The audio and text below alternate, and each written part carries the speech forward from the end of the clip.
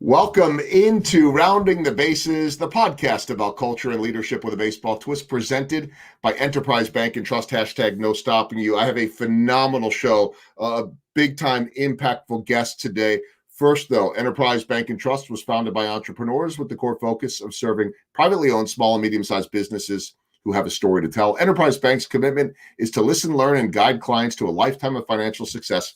Enterprise Bank, together, there's no stopping you. I'm Joel Goldberg, coming to you from the Kansas City Audiovisual Studios. They create engaging spaces. Check them out at kcav.com. I want to spend a little bit more time on the intro today because I believe that this is one of the more impactful podcasts that I'll do. And I'm a storyteller. I love telling every type of story that can help others. One of the privileges of hosting this show is getting to meet inspiring and interesting people.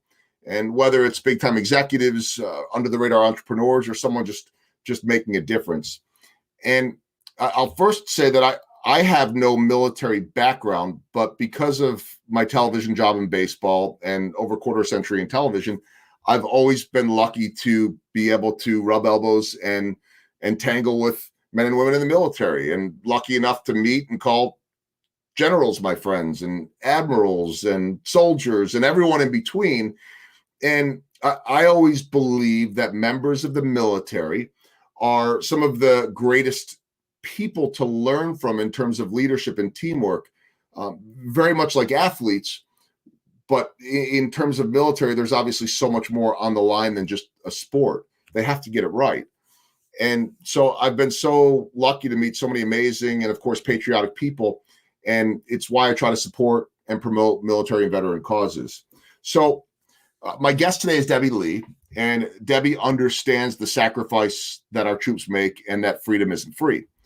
On August 2nd, 2006, she received a knock on the door that would forever change her life. She was notified that her son, Mark Allen Lee, had been killed in action, becoming the first Navy SEAL killed in Iraq. Since that day, Debbie has dedicated her life to honoring troops and, equally important, the families of the fallen.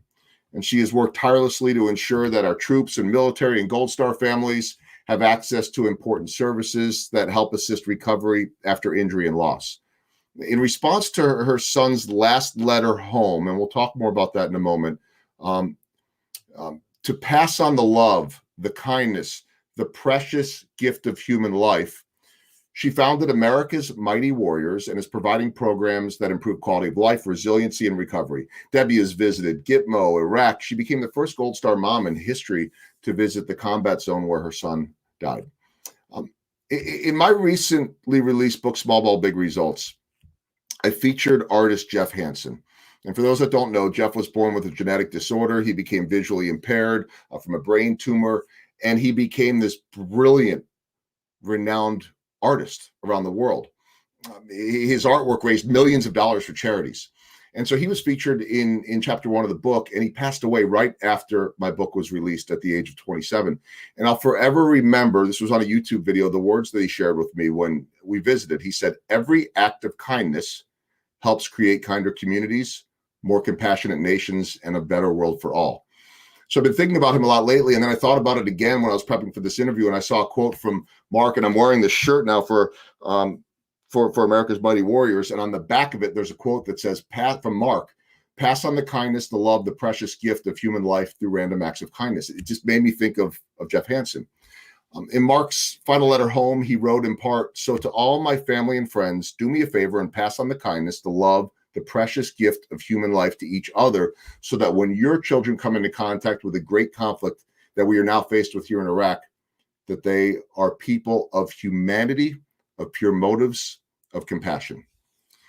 So that's a long way of introducing Debbie Lee. She's an author, a public speaker, political activist who has traveled the nation telling her son's amazing story. She's the president and founder of America's First Warriors, and I'm so excited and grateful to bring into the podcast right now Debbie Lee. Debbie, thank you so much for joining me today. How are you?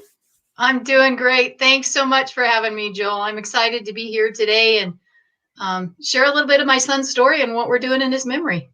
Yeah, and we'll talk so much about it because I feel like I even know Mark, and of course I just met you in the last couple of months. As I mentioned, the beauty of just the world that we're connected in, and you meet one person and the next and the next, and so a lot of people know Mark's story, but a lot don't too. And the legacy that he left will keep going and going. It is right now. I know it has become very much a part of your life, but take me through before we even get to him serving his country.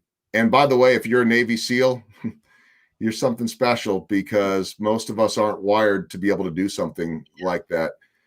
Tell me about Mark before he enlisted in the military, and what type of kid he was, and what motivated him to do what he did. You bet. Mark was the youngest of my three children, and he came into our life in a very dark time for us. I had married very young, and at the age of 23, already had two children, and found myself going through a divorce. Their father was very abusive, and so I knew that in order for my life to be saved and for my kids' life to be saved, that needed to be done, and I needed to be out of there. Well, because of the abuse that was in that situation, when I went and filed for divorce, the divorce was granted. It was final the day that I filed.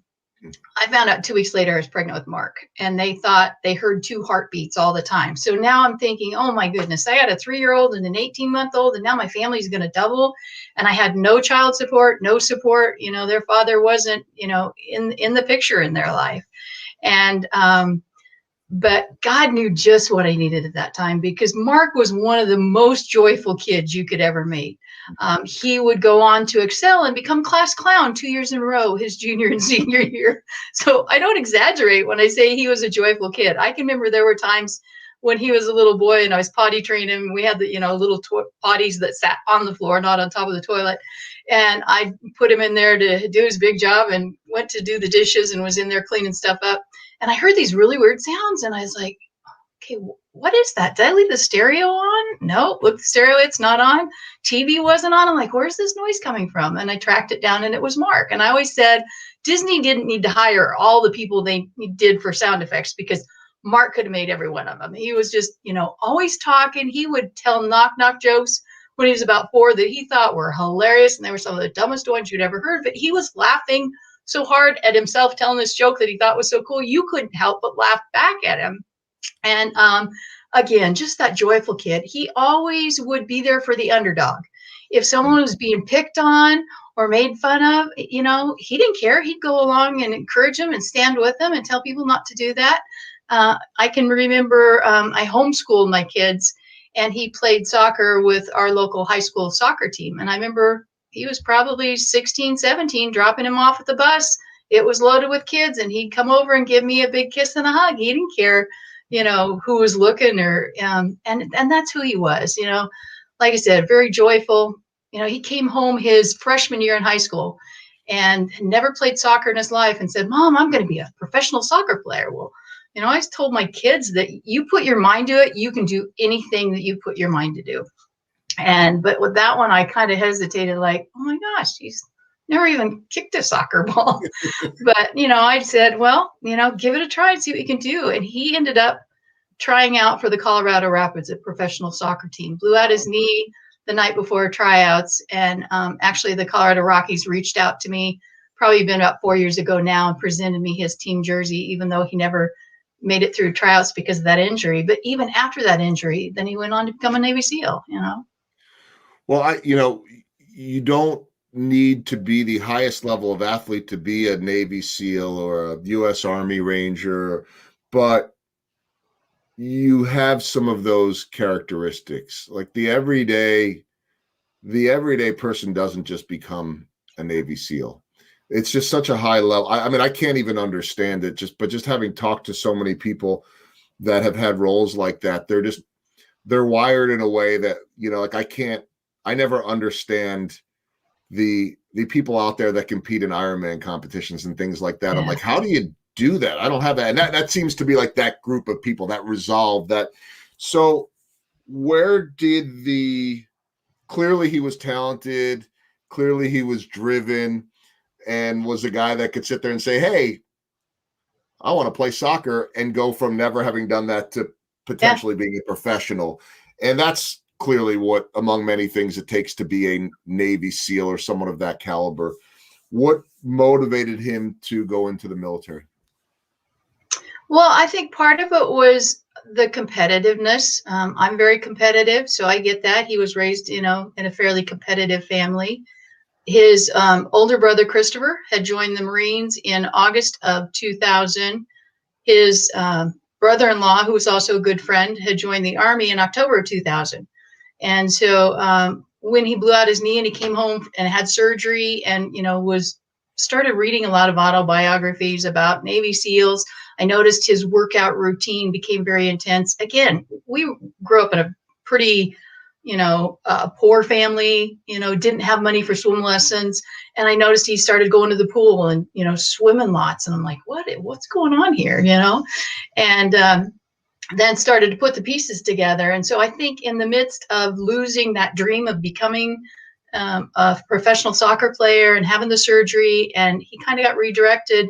And, what was admiring these Navy SEALs, who wouldn't admire a Navy SEAL and what they do, especially when you watch the movies, they always get the girls, they get to blow things up, they're always the cool guys. But I saw that he started seriously, pursuing that. I think because his brother and brother-in-law were in the military, then that helped him say, watch this, guys. You want to be a Marine? You're in the Army? Hey, check this out.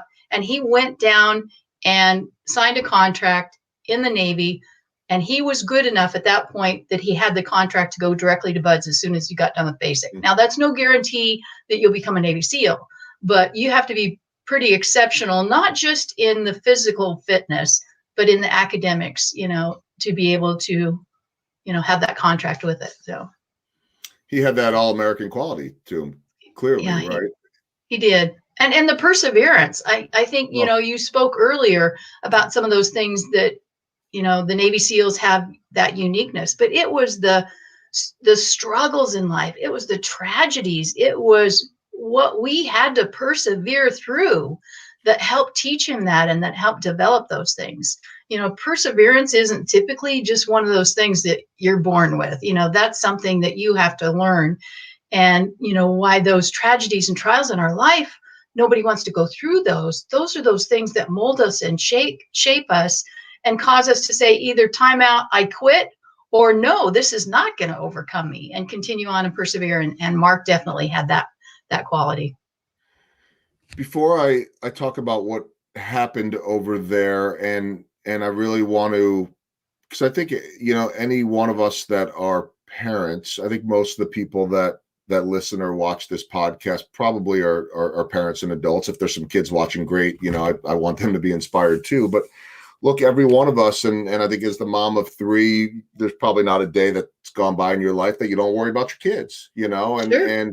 and it's the same thing for me. They leave the house and I have teenagers, and they even go drive to a friend's and back home, and you still worry about that kind of stuff. But now you have a son that's over in Iraq, and he sends home this beautiful letter. Mhm. And I'm sure it was one of many, but this was his last letter. I want to encourage everybody to go to the website for many reasons. One, to get involved in an amazing organization, but you can learn about Mark, you can learn about Debbie, you can learn about everything that's going on with America's Mighty Warriors. But there's also the full letter is posted there at americasmightywarriors.org. But I just wanted to read a small portion of it. And the reason why, Debbie, is because as I was reading through this, to me, it was so profound and filled with so much hope about humanity. And I don't know that I've ever talked to anybody that served over there that was in Ramadi that has a whole lot of good things to say, because it was, I know back then, one of the most dangerous places on earth. I've heard some of the highest level people tell me that. And so that has to mess with, your head, and you're over there and you're doing what you signed up for. And yet, to me, this is just my take on it. You're the proud mom, but there was so much beauty. Like, he was looking for the positives. He was looking for the beauty over there. So he says, he's talking about life back in the States, and we distinguish our role models as multi-million-dollar sports heroes or talented actors and actresses who complain about not getting millions of dollars more than they are currently getting paid. Our country is a great country. Don't get me wrong on this. Otherwise, none of us would be living there. My point of this is how we can come over here and help a less fortunate country without holding contempt or hate towards them. if we can't do it in our country. I try to do my part over here, but the truth is, over there in the United States, I do nothing but take.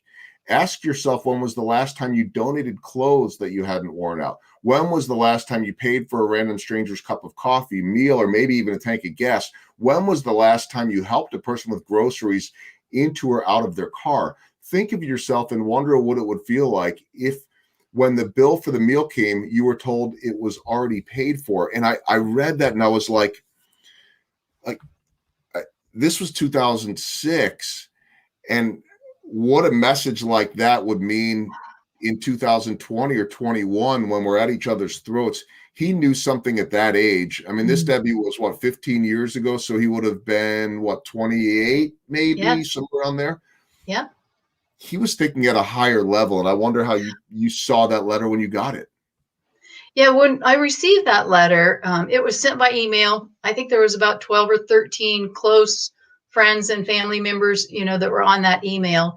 And as I said, I homeschooled my kids, and Mark was not stupid by any means, but I'd never seen writing, be his forte or his strength. And literally, I got to the bottom of that letter and my heart was so moved. And I scrolled to the top again to see who emailed this to me. Did this really come from Mark? But you just sense the changes that have taken place in him, what he saw over there. You said it, Iraq in 2006, that's where the majority of our casualties were coming from. Mark's teammate said it was the hellhole of Iraq, or the worst piece of real estate over there. And he talks in other parts of that letter, the things that he saw over there and endured that we never have to face here in America.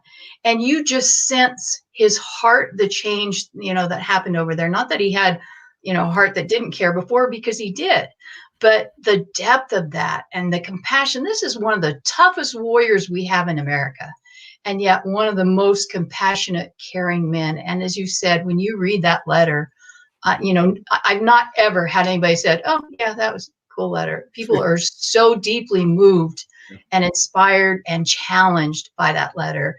And as you said, the thought process for a 28-year-old was much wiser, than the years. It was not that letter that was, "If you're reading this, I'm gone." It just happened to be the last written communication that we got from Mark. I was IMing him, the day before he died. We'd spoke on my birthday, which, had just been the week before. He called me from Iraq, and I was totally surprised, that he was the one who called, and that I didn't hear from my other two kids who were stateside, and so yeah, it's crazy looking back then after he passed to read that, and you almost feel like, did he have some sense that he knew, what laid in store for him or what was ahead? But wow, what a powerful, moving, letter that is. And, it is a gift that we have that letter. And those random acts of kindness, that's one of those ways that on those tough days, it's his birthday or the anniversary of his death. And not that we don't do that all the time, but I specifically plan my day to go out. I print out that letter. We put a hero card, which has a picture of Mark on there and the information on our foundation on the backside. But I go and find our veterans and military and do those things. Buy a cup of coffee, buy a meal, fill a tank of gas. And it's so cool to be able to have the strength that day. I see the hope in the people's eyes when we do that. They're like, no, you don't need to do that. I'm like, no, wait a minute. My son was the first SEAL killed in Iraq, and he challenged me to do this. So I'm honoring him by doing it. Of course, then they're like, oh, okay, thank you very much. But, it makes those days so much easier and gives us purpose and meaning. And that's one of the programs that we have in our foundation. I think that letter is the absolute most powerful and beautiful gift. And, you would have an idea better than me whether he had some type of inkling, but just imagine if he hadn't written that. And Yeah. I think you would have found all your purpose and done everything you're doing. I think, because when you talk about his resilience and his toughness, he had to have gotten it from his mom and from his siblings, but the lasting impact of that letter, whether he knew, I mean, if he knew, then he did exactly what he was setting out to do. Yeah. If he didn't know, he had an idea, because that was deep level thinking. And I don't know. I mean, like, he would have been 43 coming up now. And I think this is about the age, I'm a little bit older than that, where you start to figure some of these things out. Yes. So he was figuring that out at 28. And that to me is mind boggling, because he's figuring all of that out at a very tense and tough time, Yeah. and yet still had the ability to process that and turn it into something beautiful. Yeah, and I'm always telling people that that's about the age 28 when they seem to get their head out of their rear and kind of, start to be adults and accept responsibility and move on. So like you said, that's pretty powerful, that 28. But, as I said before, you look at how being in combat changed him and what he saw, what he endured. I read another email that his officer who was in charge of Charlie Platoon, Lake Babin, had sent an email for one of their teammates that we're helping right now. And at the bottom of it was details, because this veteran needed to have documentation for his TBI and the blast that he was around. So he's writing those. I'm like, oh man, how many times did he get mortared? Wait, what? This was the base where they were on, not out in combat. And I'm just, you don't realize what that's like. I've been to Iraq twice. I went out on patrol with the 1st to the 4th Cav 3 different times. I wasn't being fired on. We had a missile explode over the base where I was staying, but I wasn't being fired on. We could have been, but I wasn't. I didn't endure any of that while I was over there. And that changes you. That changes you as a person and matures you pretty quickly. So I wanted to ask, and I know you've answered it a lot, but it's obviously a tough topic, and one that can't ever get easy for a parent, a mother, a loved one. But you had that dreaded knock on the door, and I don't know if that is something. I mentioned that as a parent, I worry about my son coming home in the car late at night. You just worry about that stuff. Yeah. But, here you are over in the States, and that you have a son over in a dangerous part in Iraq, and he's comforting you, I'm sure, every step of the way, saying, hey, I'm okay, and everything's good, and the beautiful letters. But I've got to imagine that dreaded knock on the door is always in the back of your head. Maybe not. I don't know. But take me through that. And hopefully I know you've told it a lot, but it's not an easy thing to talk about either. But just take me through that, because it's something that I think all of us as Americans, as citizens, we think about. Yeah. And before Mark deployed, he came and visited me here in Arizona, where I live. And I actually, for his birthday, took him to right down the street from where the Kansas City Royals and the Rangers do their spring training. And so I'd taken him to a baseball game for his birthday. We'd made arrangements ahead of time. So on the marker board after the 7th inning, they put up there, happy 28th birthday, have a safe deployment, Mark Lee. And, he's just yapping away. I'm like, hey, Mark, look at the marker board. And he's like, oh yeah. And he kind of acted like, that was cool, but not a big deal, And so later the guys did tell me, he came back after he'd been here, said, what my mom did for me? So he was just trying to be, Mr. Cool Kid. But as they were getting ready to leave, he was with, his girlfriend. And as they were getting ready to leave, I watched him pull away, and I just had this feeling that he wasn't coming home. And I am not a worrier or a fretter. That's not my personality. But my oldest son, Christopher, was standing there on the lawn as we watched him pull away. And I just said to him, I said, I don't feel good about this. And he said, neither do I, Mom. And he's a lot like me, not a worrier, not a fretter. And I don't know if that was God trying to prepare me. I don't know how you ever prepare for that kind of news. But I know I prayed harder for Mark and his safety over there than anything I've probably ever prayed for in my life. Does that mean that God didn't hear my prayers? No, God didn't cause Mark's death. It was the evil in this world, the savages over there that, took Mark, but it didn't take God by surprise. He could have changed those circumstances. But so that night when I got a phone call, the military had actually been trying to find me in my home up in Oregon. I still own property up there, but I hadn't lived there. I permanently moved down here. I know Mark had changed the records for me where I lived in that current address, but they'd been trying to find me for about 8 hours. And finally, one of the neighbors there said, she doesn't live here anymore. She lives in Arizona. So typically the SEALs will send other SEALs to be the CACO officers and notify. But because they were afraid I was going to find out at this point on the news, they just sent the local Navy cadre here. And of course, I live in Arizona. There's not very much Navy here in Arizona. So they're attached at Luke Air Force Base. And they had come to my house. My neighbor, whose husband, was a Vietnam vet, kept seeing the officers, going up to the door and knocking. So she kind of knew something was up, and they saw her and said, do you know how to get a hold of Debbie? And she said, no, but I have her son's phone number, or I know where he works. So they reached out to him where he worked, and wouldn't tell him why, but he served in the Marines. He knew, what was happening. And so he called me and he said, hey, Mom, where are you? Nothing in his voice to alert me, not freaked out, not talking too fast. And I said, well, I'm at my small group. Why? What's up? He goes, well, you need to come home. I'm like, why? No, I guess he said, how long will it take you to get home?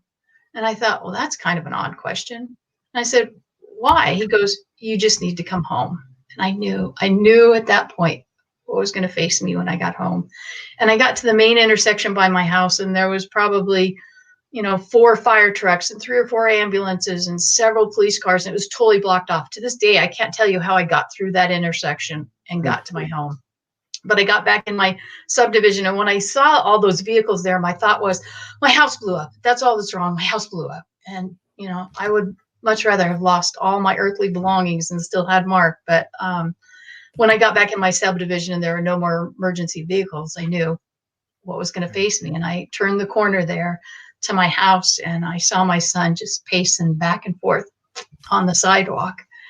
And I got out of the car, and he said, Mom, the Navy's here.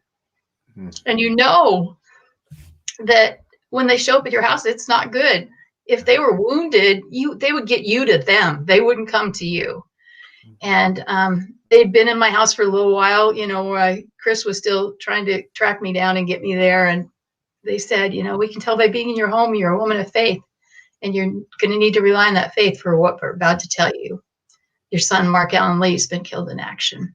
And as you said, the most devastating news you could ever receive as a parent is to hear those words that your child's gone. And I'd been a widow at that point for 12 years.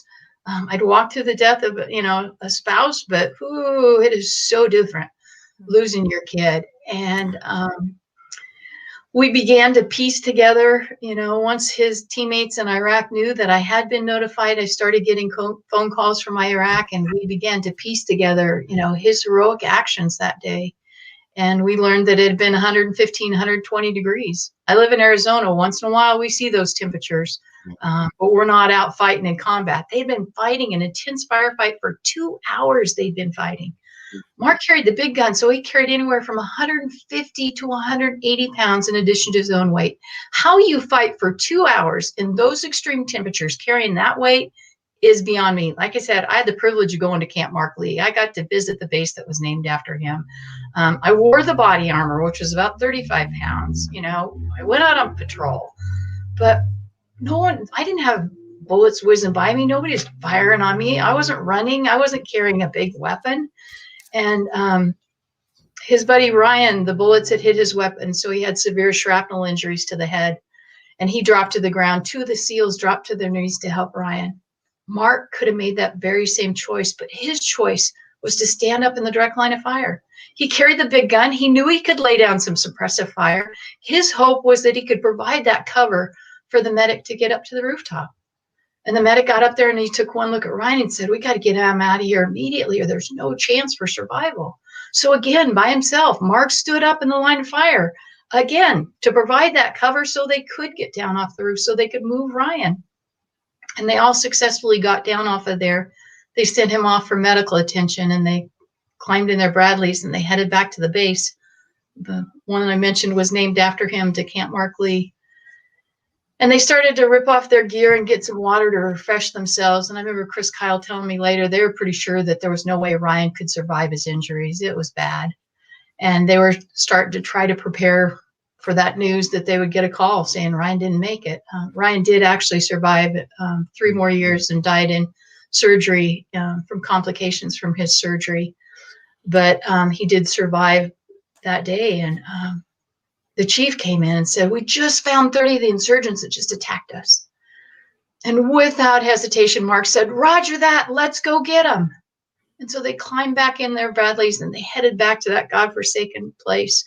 They cleared several houses and they went in the last house Mark would be in. They cleared the bottom of the house and they started up the steps and they heard Mark yell, "On me." And his teammates knew what he was saying. He was saying, "I got the lead on this. You guys follow me."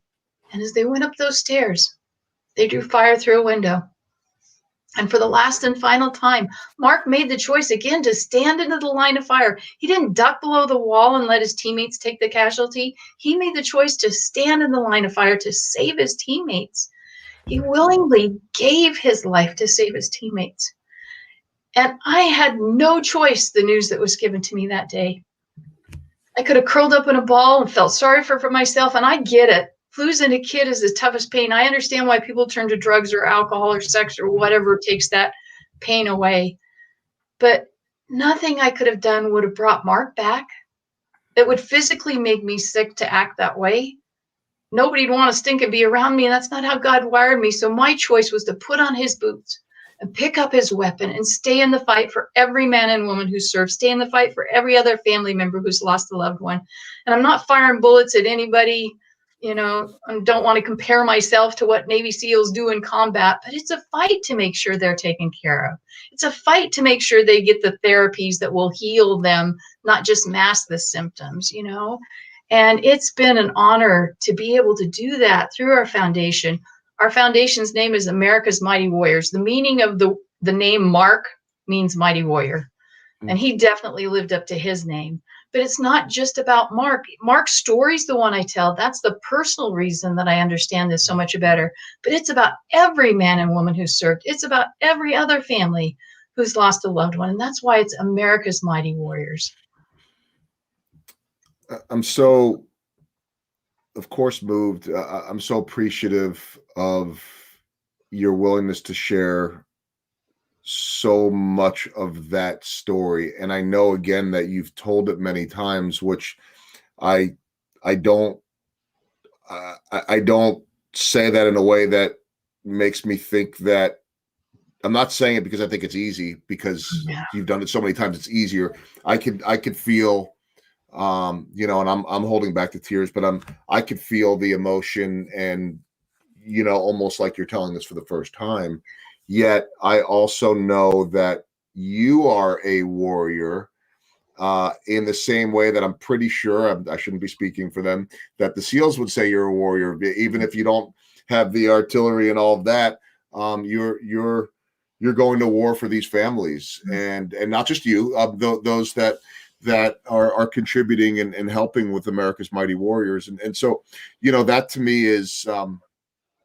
That's your son. That's also, there's a reason why he was who he was, and that came from his mom, and again, I think probably his siblings and those are around him. But I wrote something down when you and I met that it was something along the lines of that Debbie is a can, not a can't or a won't, and I have to think that that's what, along with the memory and the legacy of Mark, have kept you going and making such a massive impact for so many people every single day. So I want to dig a little bit deeper here before we move on to America's Mighty Warriors, because there are a lot of things that you are doing for a lot of people. Can you talk a little, before we talk about the event that's coming up, can you tell me a little bit about the vast array of services and good that America's Mighty Warriors is doing for so many? Yeah, and it's not like I woke up one day and was like, gee, I think I'll start a foundation. It just kind of happened. And it started with Mark's random acts of kindness, after we lost him. And, I had a special love for our men and women who serve at that point, because I was understanding so much more. I've always been a patriot, always knew that there was a price paid for my freedom and who paid that. But man, my eyes were open so much wider to the sacrifices that are made and what our military gives. So I would see someone in uniform and run up to them, to get their coffee or buy their meal or thank them. And, I was just doing it on my, own dime. And I would just happen to be in Washington, D.C. when we had another Navy SEAL, brought in whose face was blown off, another one who'd lost his legs. And I am not complainer or whiner, but we didn't have other Gold Star families there to support us in the beginning. We had the SEAL community was there, in between notification and between the funeral. We had an outpouring of support at the funeral. Mark's teammates were still in Iraq, and that's who my core support has been through the years. But from that time till they got home in October, there wasn't a lot, and I just was lost and hurting, and wanted some other mom who'd walk through this to say, you're going to survive, you're going to make it, you're not going off the deep end. This is a normal part of grief. So 7 weeks after Mark died, we lost Mike Mansour, who was on Task Unit Bruiser, which was Mark's task unit, but the sister platoon, Delta platoon. And Mikey jumped on a grenade to save his teammates. And I knew at that point I needed to be there to support that mom. I had no idea what I was going to do, but I just knew if I could be there and she could see another mom who is fresh in the grief, but is still alive and is making it and is, carrying on through the toughest thing you could ever go through, that maybe would give her some hope.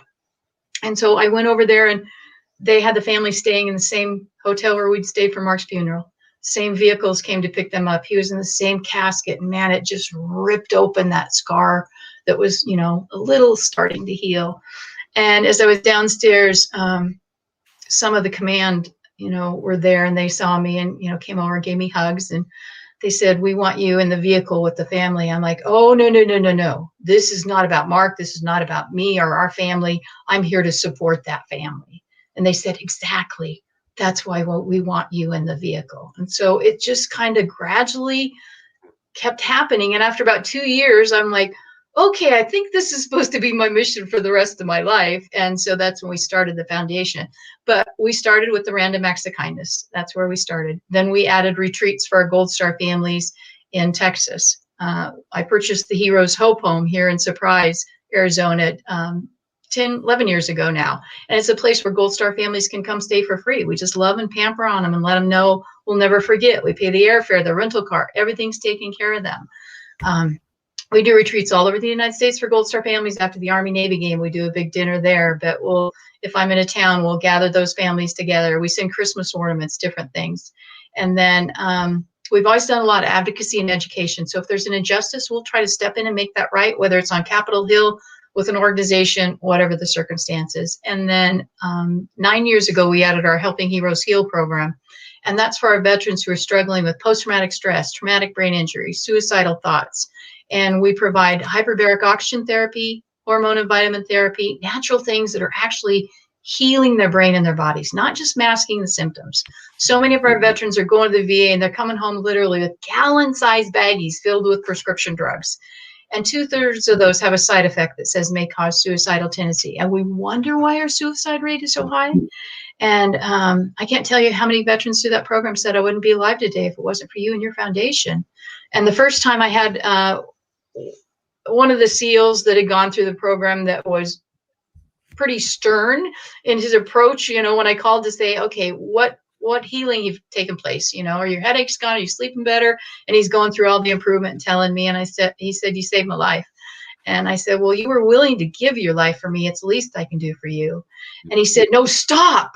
And I was like, uh-oh, what did I do? I got a Navy SEAL here being a little stern with me. And he said, literally, I wouldn't be alive if it wasn't for you and your foundation. And as he said, you saved my life.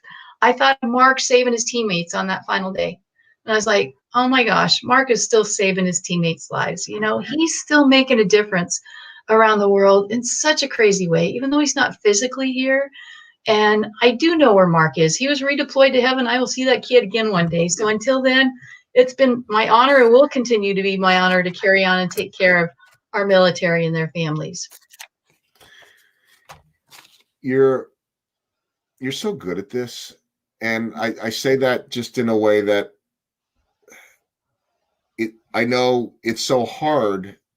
It kind of goes back to what I was saying before. It's not that any of this gets easier, but you have so much experience because now you know what you can do in Mark's name to save others, to make and so it has to fuel you and energize you every single day. And we all need that energy on, the tough days, or we all have our ups and downs. And yet You know, I'm guessing that you could wake up every single day and potentially save somebody or make somebody's life Yeah. better. And Yes. that has to be what keeps you going every day, I would Yes. imagine. Very much so. Very much so. Yeah. And it's rewarding. It's not a job.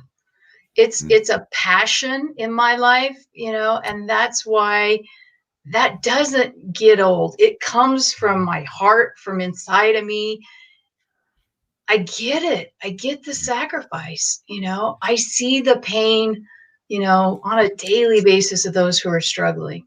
But yet I see the healing that takes place. And it is pretty amazing that I get to be part of that process in that life change that Mark continues to make. I want to talk about the birthday bash in a bit, and it may come in the answers that you have for my baseball themed questions. It may not. One way or another, we're going to get to it because it's an important event coming up. But I do want to, because I have every guest talk about my baseball themed questions. You've got a little bit of baseball in your background too, which I might have to get to. But these are brought to you by Kissick Construction, trusted team, reliable partner. Check them out at kissicco.com. I ask all my guests what the biggest home run that you have hit professionally, or I think in your case, what's the biggest home run that you have hit with America's Mighty Warriors? Or you can go anywhere you want with it, Debbie. Yeah, I think you kind of touched on that a little bit before, how rewarding it is to Mm. see the change in these families' lives. Even if it only would have been one life that we impacted, that would have been pretty amazing. But we're multiplied in the tens of thousands of lives, that have been impacted and changed. And, that I think I got a pitch hitter though that kind of helps me there. I think I get a lot of strength and direction from God upstairs, so I've got that pitch hitter that helps there. But there isn't anything more rewarding than that. And that tailors off of my three children. If it Yeah. wouldn't have been for having my three kids, I wouldn't have the 11 grandkids that I have. I wouldn't have the, passion for what we do at America's Mighty Warriors. And again, not that I've got, none of my kids were perfect. I'm not perfect. Hello. But, that blessing to be a mom to three children and a grandma to 11 grandchildren is a pretty big home run as well. Yeah, no, that's the ultimate. I know. How about a swing and a miss? I know in the nonprofit world, as powerful as Mark's story is, it's not Mm, easy from a business standpoint. Forget about yeah. all the emotion. I mean, forget about the emotion, but then there's the business side. People spend their money where they spend their money, and you've got to fundraise and you've got to map all this out. So I know that is a lot of hard, tireless work. What's a swing and a miss you've taken along the way, and what did you learn from it? I think that, looking back at that, I don't know that I ever feel like as I go through life, oh, I took a swing and I missed on that one. I think it's like, well, that didn't work. Let's adapt. How do we can change that? But looking back and you asking that question, I see that when I started the foundation, like I said, I didn't wake up one morning and say, I'm going to start a foundation. So I didn't start with my strategic plan and, all the financing and all that. It just kind of one step led into another. And pretty soon I found myself, consumed working 80 to 90 hours a week, meeting their needs. And there wasn't that time to do the fundraising. And my philosophy was, holy cow, I've shared Mark's story. If your life was touched and you understand what we're doing, then you should just be donating. I shouldn't have to do the physical ask. And so I've learned to do that in business. That's something that has to be done. For me, this was not about me. It was about the mission of our troops. And so I never wanted it to be highlighted. I didn't want to, put newsletters out and say, here's what we've done, but I've learned that you have to do those things to You do. communicate to our donors what it is that we're doing. Is their money making a difference? And so, those were part of those things. I'd run a preschool and kindergarten for 15 years. So I had a business background, but a nonprofit world is so totally different. You provide a service, when you have a business and people are purchasing that service. For us, it was, taking care of their children. We had a great reputation. So we, always had plenty of children there to take care of. But this, you have to communicate your mission. You have to, explain where the funding's going. 97% of what comes into our foundation goes back to our programs, for our veterans, military, and Gold Star families. So you have to do a better job at communicating that. And I think in life, communication is one of those things that I've learned to do a much better job as I got older. There were several swings and misses with my kids, in life, as we all do, and communication is so important.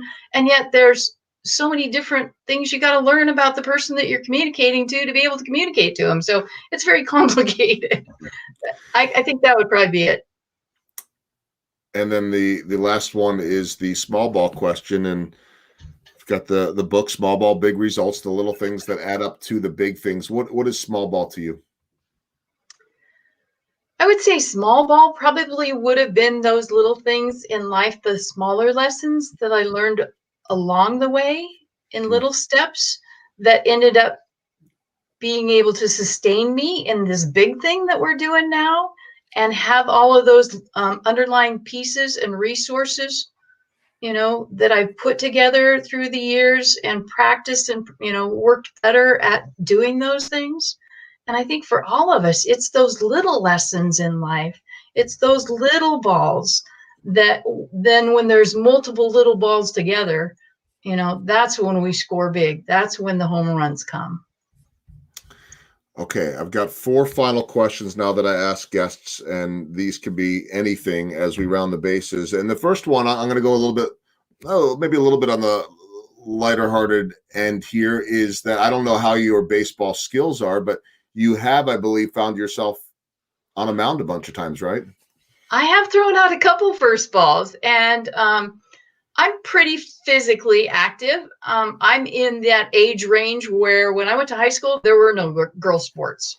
So, I was cheerleader, but was not involved in girl sports. But I love to play sports. So lots of times on the weekend, I'd be out playing ball with the guys, whether it was football, or was the quarterback on our Powder Puff football team for homecoming.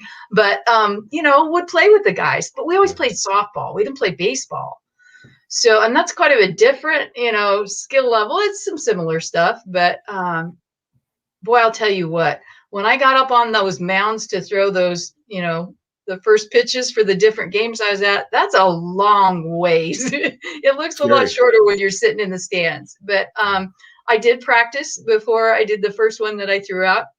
My brother had just gotten back from Iraq and was here. So we went out in the street quite a bit and practiced. And I got it over the plate. It was over the plate, but on the left side of the plate a little bit. So I was thinking that was pretty awesome. The second time it went just outside of the plate a little bit, but to be able to be part of that sport and to do that in honor of Mark, that was pretty cool, especially how it tied into me having taken him to the stadium down the street here where the Rangers, and I think it was actually the White Sox and the Kansas City Royals that were playing that game that he was there. But I got a call that following season, and that's when they asked me to throw out the first ball. And I said, and they had no idea when Mark's birthday was. And so I said, well, what dates do you have available to do that? My calendar's kind of full. And they said, well, could you throw out the ball March 20th? And I got teary eyed. I was like, oh my gosh, that's Mark's birthday, and how that even tied in, that I'd taken him there for his birthday, before he died. And then that first season right after, then we were throwing that ball out in his memory. And you get those things and you kind of feel like, okay, that was a little something from heaven, Something's going on here. Yeah. I mean, that would have been what, half a year or so after he passed, right? I mean, it would have been March of 2007. So, and as you and I have talked, I've been in that stadium many times. It was about a year before I would have first been there. My first year with the Royals was 2008, but I could picture it. I could kind of feel what that whole thing looked like. I want to talk about his birthday in just a moment, but I have a couple of others first. You've met, obviously, some of the most influential and powerful people, from presidents to leaders, over the years. But I know one of the best podcasts to listen to, people to read and take inspiration from, is Jocko Willink, and so I know that you have a friendship there. But this goes back to Mark's days, right? Yeah. Mark was my kid who loved to give gifts. He would go search for hours to find that perfect gift for you. And he'd be so excited.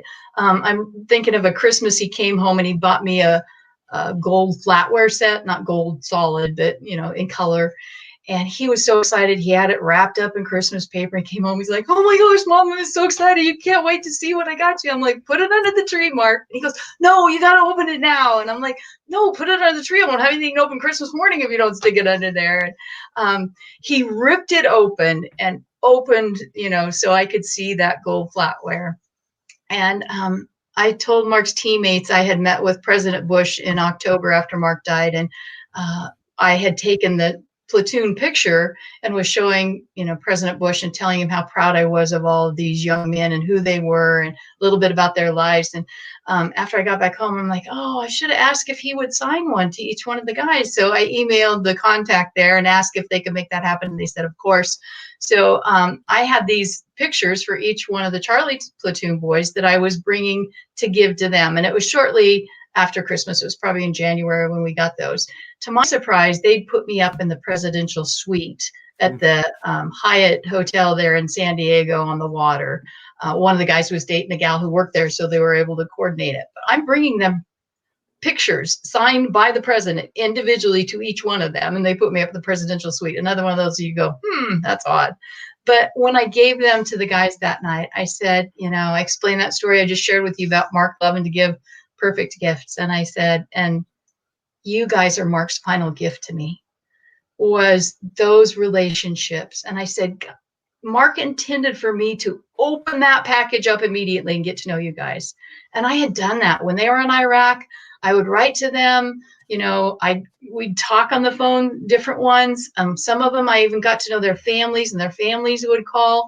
And I have that platoon picture because they all have names. They're Biggles or Dauber or, not their real names. And I'm like, okay, so who's this guy standing in this place in the picture? And I'd write the real name down on there, and I got their birth dates, and I made sure, I started developing that relationship. And man, I'll tell you what a blessing to have those boys in my life and continue, Jocko and what he's done and the leadership and, the stories he shares of Mark constantly. I just listened to the newest podcast the other day, and they were talking about Mark's angel flight, and when he was coming home, and, you guys see the picture of Jocko, and he looks very stoic, and, you hear him, and you think, oh my gosh, don't want to meet that guy in a dark alley. No, you probably don't. But again, one of the most compassionate men. I've cried more tears on Mark's grave, than I have even with some of my own family members. And I'm not a big cryy person, but, it's just to have the impact that Mark made. As a parent, you love your kids and you think there's something pretty super special. But, when you have these men who served with him, who, had the training building in Coronado named after Mark, every book Jocko writes, the foreword is dedicated to Mark and the other fallen teammates from Task Unit Bruiser. And just the life change, not just honoring that way, but how they lived their lives. Jocko and Leif started Echelon Front together, and the way those men continue to honor Mark and the fallen brothers, it's pretty cool that, the shirt you've got on is our Task Unit Bruiser Fallen. And on the back of the straps, that flag has the names of those 5 young men on there, Chris Kyle, Seth Stone, Ryan Jobe, Mike Monsert, Mark Lee, some amazing young men who sacrificed greatly for our country.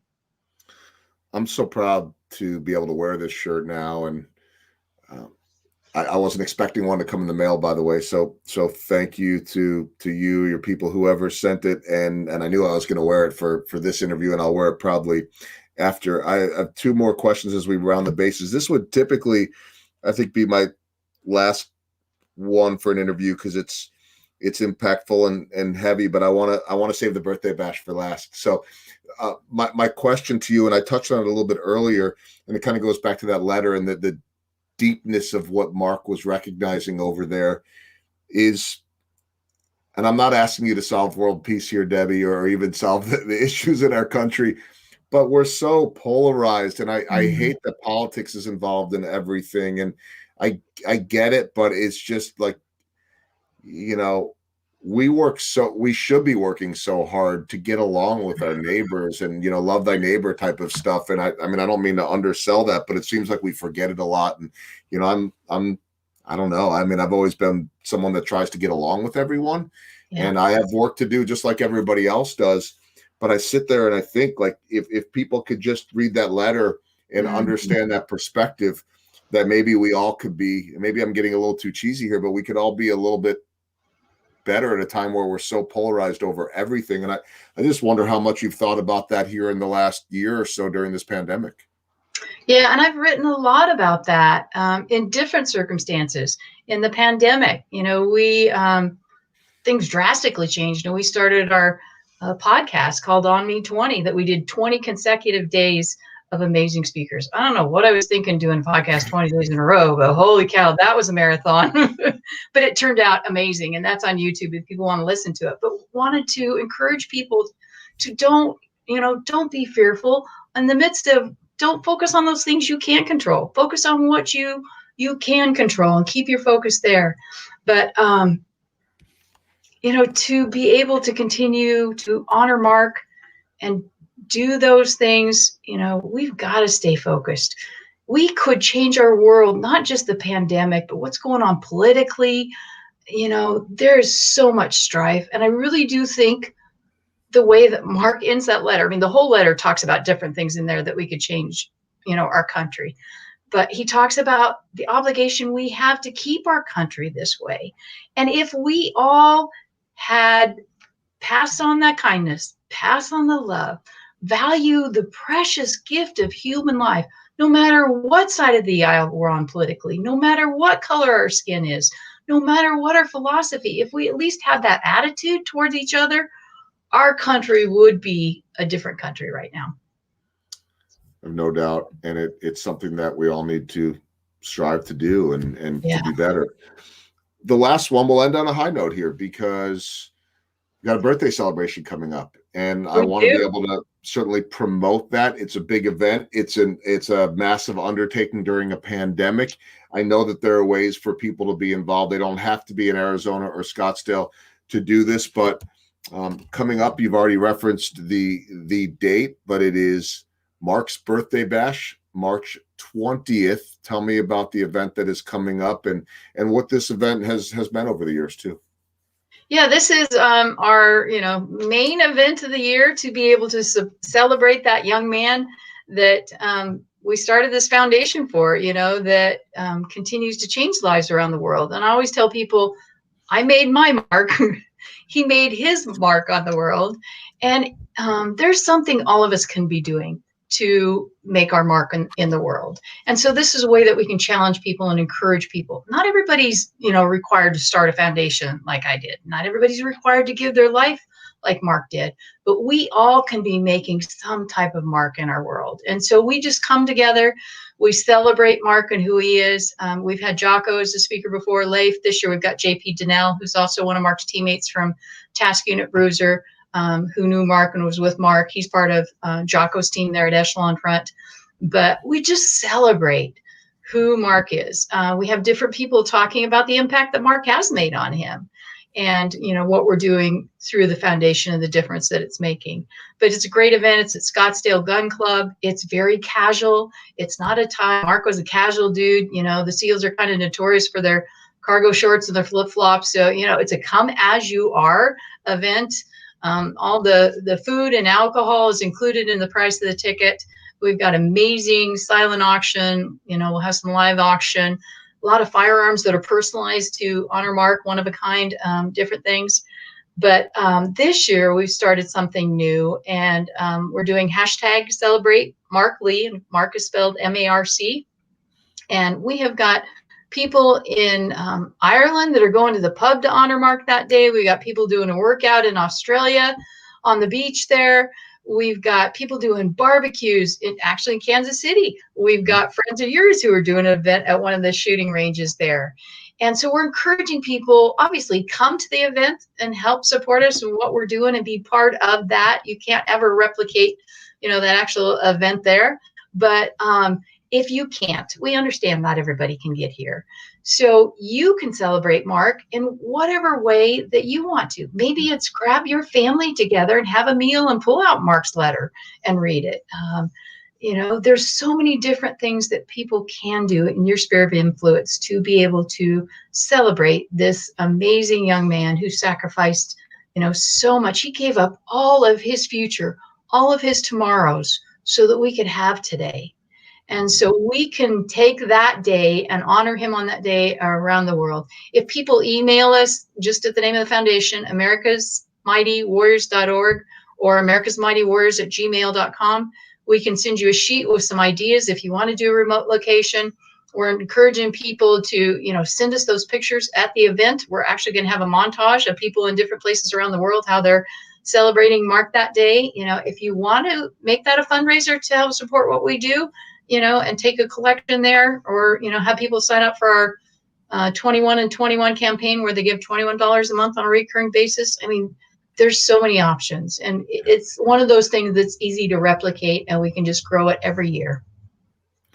So awesome. And yes, I know that my friends here in town, and I just remember now, amidst all the craziness and emails and all that it was my friend Michelle Mickey Carlson, who introduced us, and she made sure I got that shirt. I think she spearheaded that one. And so I want to thank Mickey.